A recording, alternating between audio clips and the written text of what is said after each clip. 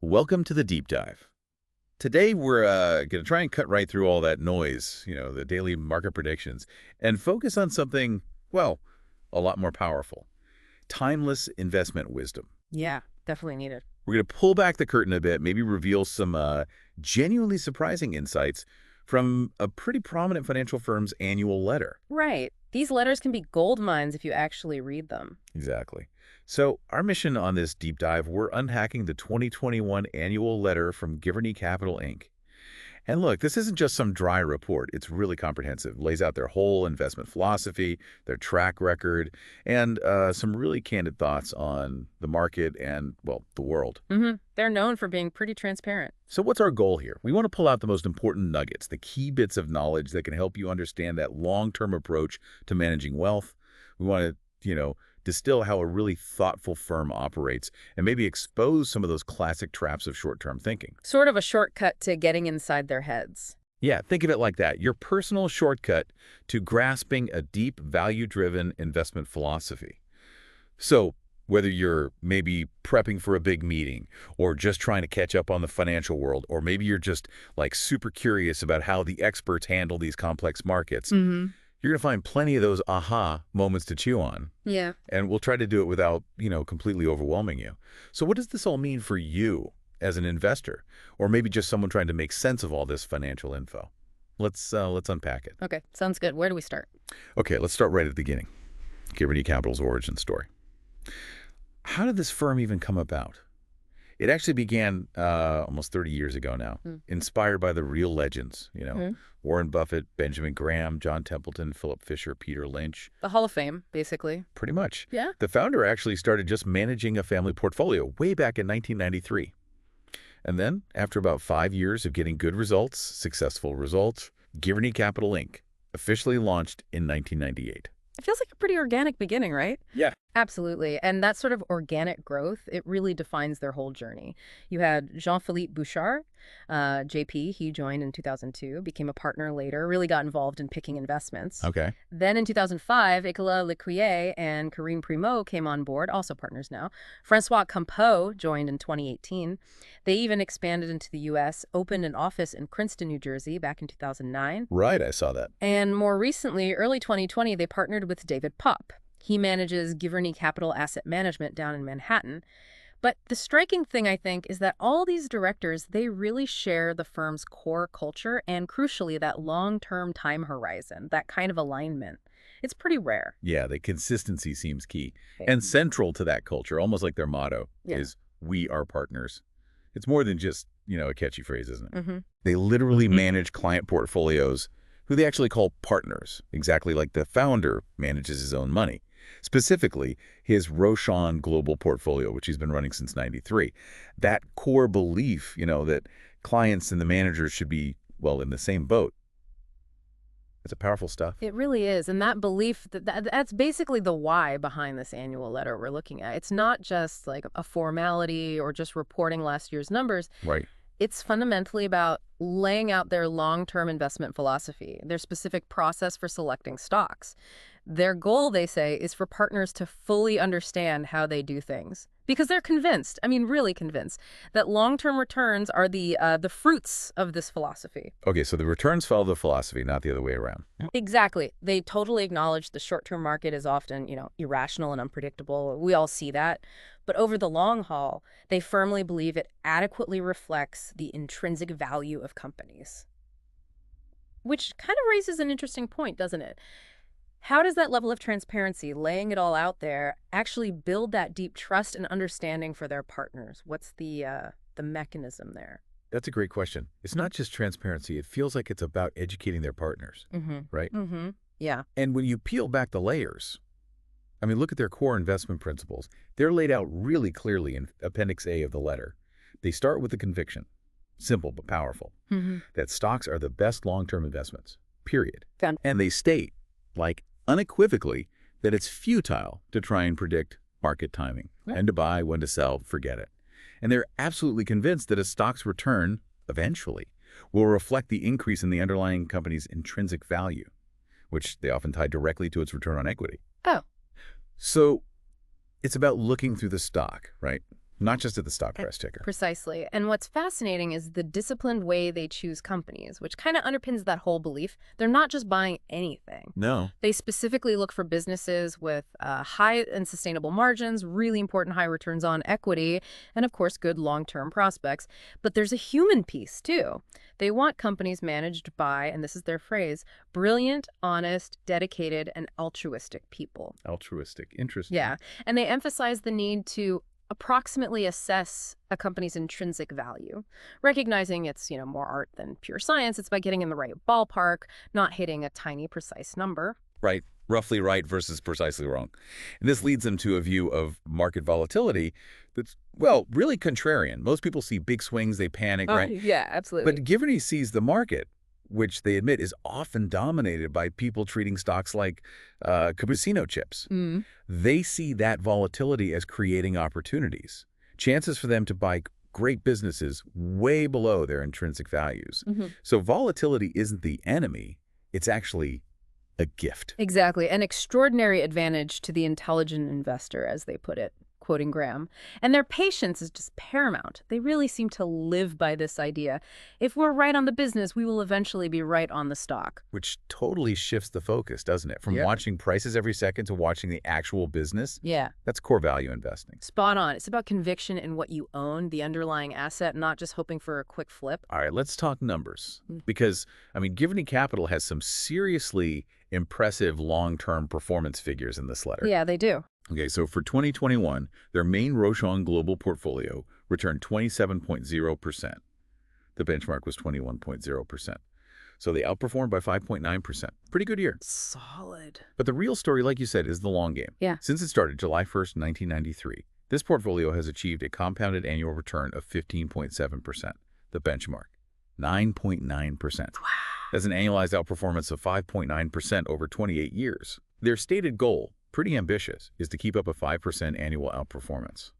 When you see a track record like that, spanning decades, what's the biggest takeaway for you? What does that really tell us about their philosophy actually working? Well, the consistency over that kind of time frame, it's just incredibly rare in finance. It's not just having a good year or two, right? It's compounding those gains for nearly 3 decades. That's powerful. Yeah. And what's also kind of surprising, maybe easily overlooked, is how little things like currency swings actually impacted those returns overall. The letter points out specifically that the Canadian versus U.S. dollar, virtually no impact since 1993, like an annualized effect of minus 0.04%, barely a rounding error. That's wild. It really highlights that for truly long-term, fundamentally driven investing, a lot of that short-term noise, like exchange rates, it often just gets smoothed out. It's proof that focusing on the business itself works, not sweating the currency fluctuations day to day. Fascinating point. Okay, looking at their Rochon U.S. portfolio, this one's U.S. dollar denominated. In 2021, it returned 27.9%. That was actually slightly under the S&P 500's 28.7% for that year.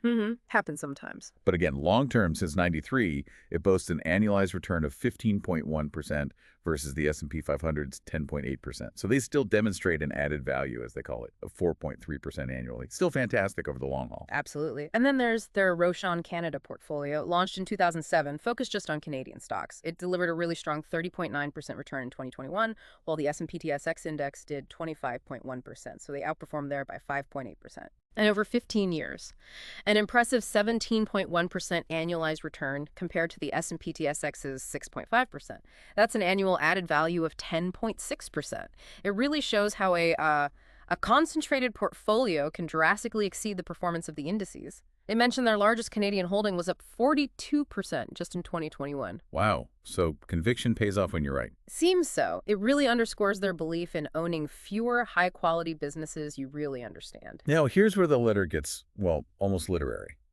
It kicks off its 2021 Market Insights section with that really powerful quote from Charles Dickens, A Tale of Two Cities. You know the one? It was the best of times, it was the worst of times. Yeah, classic. Exactly. And they use that line to describe the year 2021 lived under the shadow of COVID-19 as truly being a tale of two cities. And you can see why. For Giverny, 2021 definitely had its best of times moments. Their portfolio returned 27%, which was their 6th best year out of 28. That's pretty good. Yeah. S&P 500 companies overall hit record profitability. And we saw those tech giants. Amazon, Apple, Facebook, now Meta, Google, Alphabet, Microsoft, Netflix not just growing, but creating what the letter calls revolutionary products with almost unparalleled competitive advantages. Right. The dominance was clear. Plus, you can't forget the incredibly rapid creation of COVID-19 vaccines by companies like Pfizer-BioNTech, Moderna, AstraZeneca. I mean, what an amazing scientific achievement that was. Absolutely. But then there was undeniably the worst of times, the devastating human cost of COVID, obviously, and how it just hammered the entrepreneurial spirit in sectors like, restaurants, hotels, commercial real estate, the arts, tourism. Yeah, total devastation for some. It created what the letter calls an unprecedented dichotomy between different economic sectors. And while the letter's focus is mainly 2021, it does briefly mention broader challenges like global warming and, looking forward from when they wrote it, the invasion of Ukraine in early 2022. So how do they handle these huge global issues? How do they frame them within their investment philosophy? That's a really important question, and they're actually very direct about it. Giverny Capital's stance is crystal clear. It's not their job, not their role, to venture into the fragile and slippery terrain of political and social debates. Okay. Their mission, as they state it, is to be good stewards of capital. Oh. And they're guided by core values like integrity, transparency, meritocracy, entrepreneurial freedom. They really stand firm on the enduring investment principles. They emphasize that no crises have managed to undermine Benjamin Graham's fundamental investment approach by one iota. It's almost like saying, these universal truths of investing, they transcend whatever's happening in the headlines. So even with all those massive global challenges swirling around, they just double down on their core beliefs. They keep reminding us that investing, at its heart, is about acquiring fractional ownership in businesses. Simple as that. And that a business's intrinsic value will eventually be reflected in a company's stock price over the long term. And they really stress the importance of optimism, saying quite powerfully that over the centuries, nothing has ever been built with pessimism. That's a huge mental hurdle for lots of investors during scary times, isn't it? It absolutely is. Fear is a powerful driver. And to kind of put things in perspective, the letter draws this really stark contrast with Dickens' London. Back then, infant mortality was 20%. Life expectancy in poor neighborhoods was just 37 years. Unbelievable. It's a potent reminder of progress. Capitalism, despite all its flaws, they argue, has allowed citizens to double their standard of living roughly every 36 years, increasing the average standard of living by more than 25 times since 1859, and the percentage of people in extreme poverty globally, down from 87% in 1850 to less than 10% today. That's something Dickens just couldn't have imagined. It's a really powerful case for taking that long-term optimistic view. Okay, shifting back to the specifics of the 2021 market dynamics. Financial markets overall did very well. S&P 500 outperformed, but it was largely driven by just a few massive companies. Right. And corporate profits jumped substantially, partly a rebound from 2020's lockdowns, sure, but also because profit margins increased quite sharply. And inflation was starting to become a bigger topic then. Yeah, the letter acknowledges inflation played a role in those rising profits, but it also notes that the usual side effect, rising interest rates, hadn't really hit the economy hard yet in 2021. Their strategy to counter inflation is pretty straightforward. They favor companies with significant competitive advantages. Why? Because those companies can usually increase prices without losing all their customers. That pricing power is absolutely key in an inflationary world. Makes sense. Now, Giverny's slight underperformance against the S&P 500 in 2021, they attributed that mainly to having a lower weight in tech stocks compared to the index. They point out that just 5 companies, Microsoft, NVIDIA, Apple, Alphabet, Google, and Tesla alone, contributed a third of the S&P 500's 27% rise that year, if you exclude dividends. Just 5 names. And they express, quite a bit of concern about how extremely optimistically valued some of those names were. They specifically call out NVIDIA. Market value then, $735 billion. Estimated price-to-earnings ratio, or PE, over 50 times earnings. Which is really high. It's incredibly high. It means investors are basically paying over $50 for every $1 of NVIDIA's current annual earnings, betting on massive future growth. And Tesla, even more extreme. Market value over $1 trillion, estimated PE around 90 times earnings. Just huge expectations baked in. So Giverny reiterates their value approach. Find exceptional companies, sure, but with lower than average intrinsic risk and, importantly, a lower stock market valuation. They believe there are always opportunities to do better than average without having to chase those nosebleed valuations. Okay, so every year, Giverny Capital includes this section they call the flavor of the day. It's where they issue some pretty clear warnings about what they see as dangerously popular segments in the investment world at that moment. Yeah, it's often quite pointed. And in 2021, they went right after meme stocks like GameStop. They describe these as situations where groups of investors try to basically control prices with zero connection to the company's actual intrinsic value, a strategy Giverny calls, pretty bluntly, doomed to failure. And they didn't stop there. They called out cryptocurrencies. Total value back then, around $2 trillion. And they questioned their value, saying the intrinsic value seems completely arbitrary. They also took a little jab at Wall Street for embracing it so quickly as a new source of commissions. Ouch. And they mentioned NFTs, non-fungible tokens, calling them a digital securitization for works of art, but noting their similarities to cryptocurrencies and the potential dangers. Essentially, they're warning against anything that looks like a speculative frenzy, chasing quick riches without a solid foundation. And they offer this really clear, simple test to help you figure out if you're investing or speculating. It's a great question for anyone. If the stock market were closed for 10 years, would I be happy owning this security? That just cuts right through it, doesn't it? It really does. It forces you to think about the underlying asset. For them, investment means owning something productive. They use the analogy of a dairy farm. You measure its success by milk production, right? Its intrinsic value grows as its profits grow. Say 10% a year means its value doubles, then some, in 10 years. That kind of investment doesn't need a daily stock price to be working. Right. Speculation, though, that's different. The goal there is simply the hope to sell the security to someone else for more in a fairly short period of time.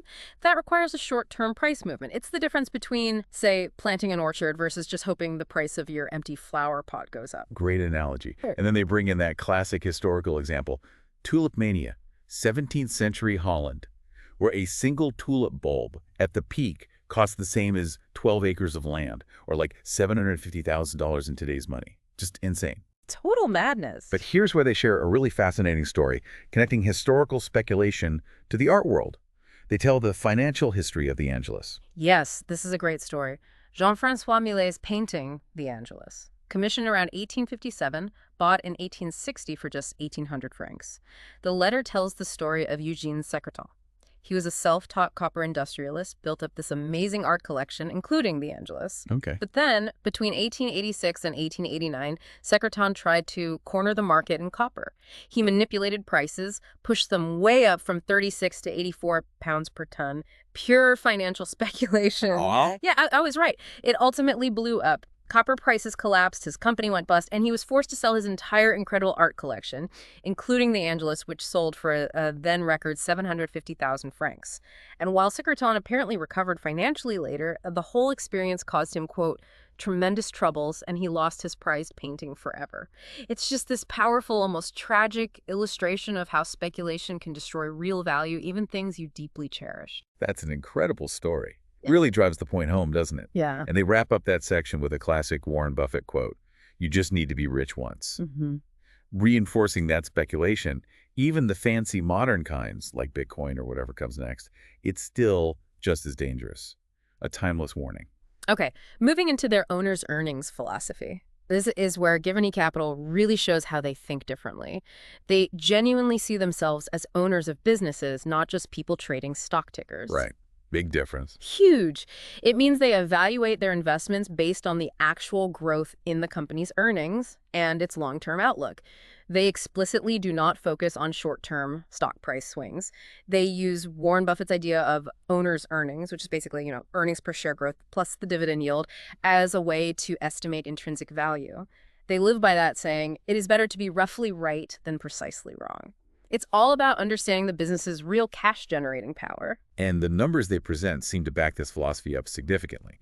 They showed since 1996, the intrinsic value of the companies they owned, measured by owners' earnings, grew by about 2,474%. That's 13.3% per year. Impressive growth. And their actual stock market performance over that same long period, 2,817%, or 13.9% per year, almost identical.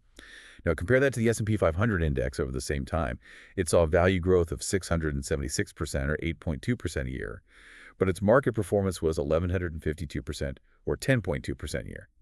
Okay, so what's the big takeaway for listeners seeing Giverny's earnings growth and stock performance track so closely, especially compared to the broader market where there's a bigger gap? Well, what those numbers really hammer home is that focusing on a company's actual earnings power, its intrinsic value growth, seems to be the ultimate driver of long-term stock performance for them.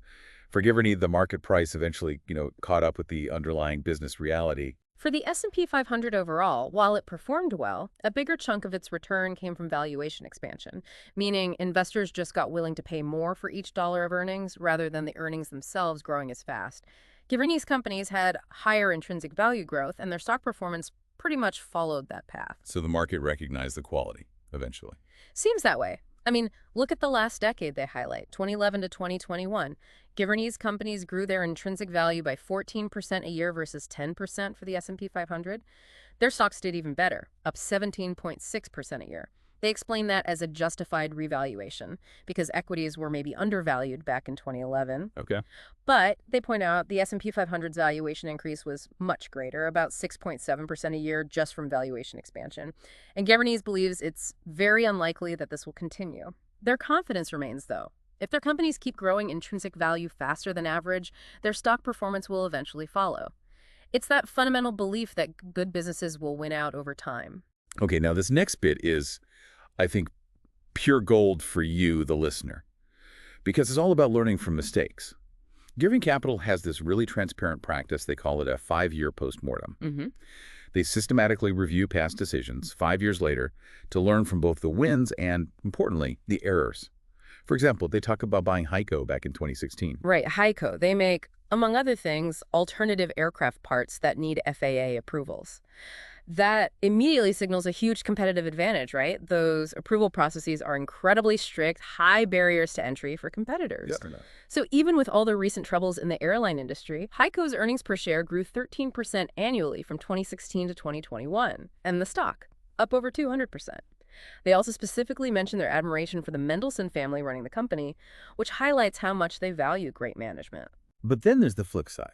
The podium of errors. This is a Givernian tradition, they call it, where they openly talk about their best mistakes. And they emphasize this really profound point that errors from omission, non-purchases, are often more costly than errors from commission purchases. That's so counterintuitive for most people, isn't it? We usually fear buying the wrong thing more than missing the right one. It absolutely is counterintuitive, but potentially very true. Okay, so for their bronze medal of errors, they discuss A2 milk. They bought it in summer 2020. It's a New Zealand company making milk products with A2 beta-casein protein, supposedly easier to digest for some people. Okay. It was a leader, growing fast, especially in China, through these Daegu distributors, basically, like personal shoppers sending products back home. But that channel slowed way down in late 2020 because of the pandemic. Forecasts got cut, the stock dropped. Giverny thought it was temporary at first, but then realized in 2021 the problems were deeper, more persistent. So they sold, took a loss of about 2% of the portfolio, a classic case of sort of misjudging how long a headwind would last.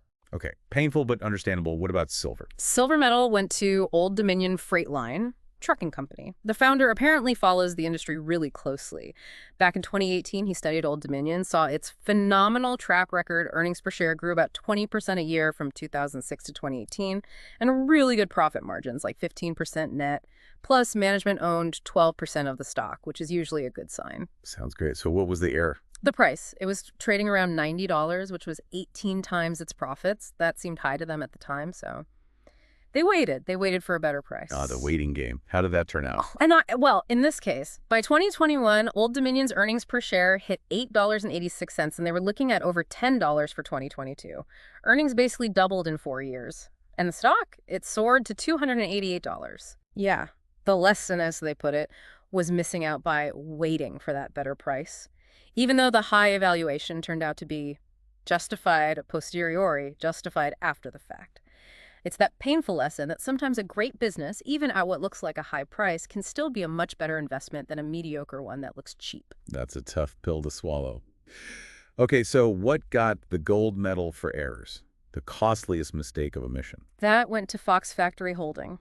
They found this company at an investment conference back in 2016. It's a leader in a niche market, high-performance shock absorbers for mountain bikes. And it was expanding into suspension for utility trucks, too. Profitable, good growth prospects. Sounds interesting. Yeah, the stock was at $16, which seemed reasonable for its earnings back then, less 96 EPS in 2016. But it quickly climbed to $20, and again, they decided to wait for a pullback, a better entry point. Oh no, not again. Yep. But the pullback never really came.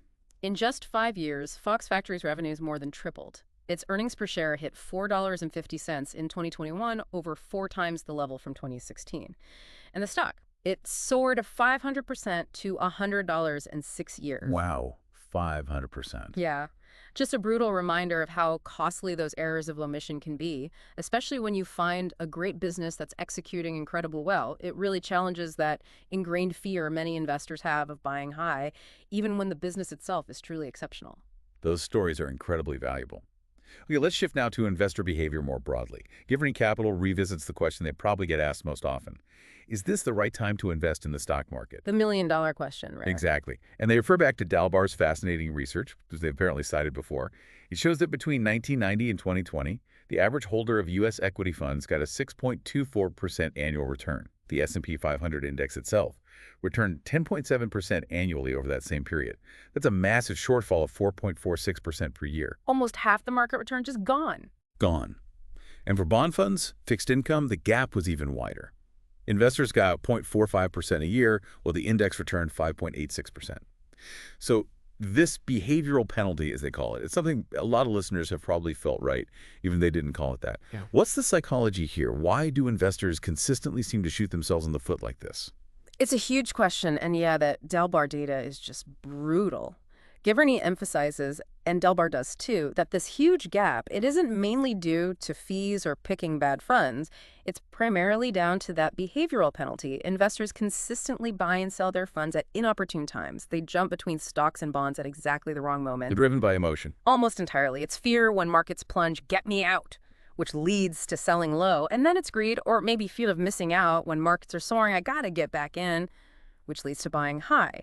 It's that very human desire for certainty combined with the real psychological pain of seeing your portfolio value drop, even on paper, that pushes people to act at the worst possible times. The solution, Giverny argues, sounds almost too simple. Is it? Not to try to predict the stock market. Just stop trying. Sounds simple, yet it's incredibly hard for people to actually do in practice. So the firm's own decision, their policy, has always been to just remain 100% invested in the stock market, and instead put all their energy into finding those high-quality companies. That approach, they believe, remains the strategy with the best probability of success. Yeah, basically take market timing completely off the table and focus only on security selection. Right. And so in their message to their partners, and really by extension to you, the listener, they reiterate their confidence. They call their portfolio companies exceptional, run by top-notch people, and believe they're destined for a great future. They also make an interesting point. Their company's average market valuation is apparently similar to an average S&P 500 company, even though they believe their companies have better growth prospects. Which speaks to that value discipline again, right? Getting potentially better quality or growth without paying a huge premium for it. Exactly. They acknowledge we live in uncertain times, but then they ask that really wise question.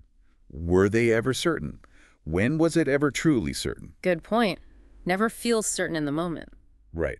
And they conclude with a promise to their partners. Gratitude, outstanding stewardship, aiming for good returns without taking undue risk, and always favoring companies with solid balance sheets, dominant business models, and bought at reasonable valuations. It really feels like a timeless recipe for trying to navigate whatever comes next. Yeah, sticking to their knitting, basically. So we've taken a pretty deep dive here into Giverny Capital's approach. We've highlighted their really unwavering philosophy centered on intrinsic value, on long-term patience, and making that clear distinction between investing and just speculating. You've hopefully seen how focusing on the quality of the actual business rather than getting caught up in the daily market noise can be, well, a really powerful engine for building wealth, even when times feel turbulent. Definitely. It's a consistent message throughout the letter. Okay, so let's leave you with a final thought to chew on. Given those persistent challenges we talked about, speculation, market timing that individual investors face, challenges so clearly shown by that Dalbar research on the behavioral penalty, what fundamental shift in mindset do you think would be most effective in bridging that gap between the overall market returns and what investors actually end up with? That's the core issue, isn't it? It really is. And maybe the harder part of the question is, why do you think that seemingly simple shift, whatever it is just so difficult for so many people to actually achieve, even when they see the evidence, like the Dalbar numbers, laid out so clearly? Something to think about.